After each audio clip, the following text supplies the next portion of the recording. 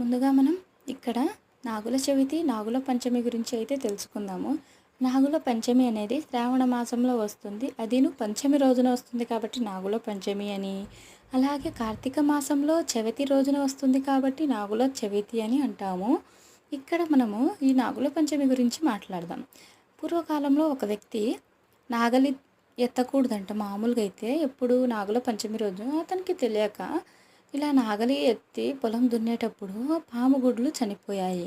ఇంకా తన వంశం అంతా వెళ్ళిపోయింది అనే బాధతో ఈ పాము ఏం చేసిందంటే ఆ వ్యక్తి వాళ్ళ వంశాన్ని మొత్తం నేను నాశనం చేసేయాలి అనేసి పరుగు పరుగున వెళ్ళి వాళ్ళ ఇంట్లో ఉన్న వాళ్ళందరినీ చంపేసిందంట.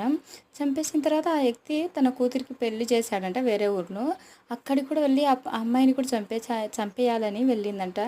వెళ్తే కనుక అక్కడ ఒక ఆ అమ్మాయి ఏం చేసిందంటే గోడ పైన సర్పం బొమ్మ గీసేసి అక్కడ పాలు నైవేద్యంగా పెట్టేదంట. ఆ టైంలో అప్పుడు పెడుతున్నప్పుడు ఈ సర్పం వెళ్ళింది. ఇంకా ఆ సర్పానికి పెట్టాల్సిన నైవేద్యం పాలు ఈ పాముకైతే పెట్టింది. ఇంకా పెట్టేటప్పటికి ఈ పాము అంతా శాంతించింది. నువ్వు పూజ చేసి మీ వాళ్ళందరినీ బతికించుకుంటున్నావు. నీ పూజకి నేను చాలా శాంతంగా ఉన్నాను కాబట్టి ఈ అమృత బిందువులు అనేది ఇస్తాను. వెళ్ళి మీ వాళ్ళ మీద చిలకరిస్తే అందరూ బతుకుతారని చెప్పిందంట. ఇంకా అమ్మాయి ఏడ్చి అవునా అనేసి ఈ అమృత బిందువుని తీసుకొని ఇక వాళ్ళందరి మీద ఈ అమృత బిందువుల్ని చల్లేస్తుంది.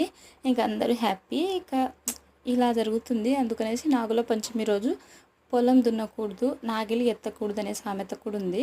ఇంతవరకు ఈ వీడియోని చూసారంటే ఒక లైక్ అండ్ సబ్స్క్రైబ్.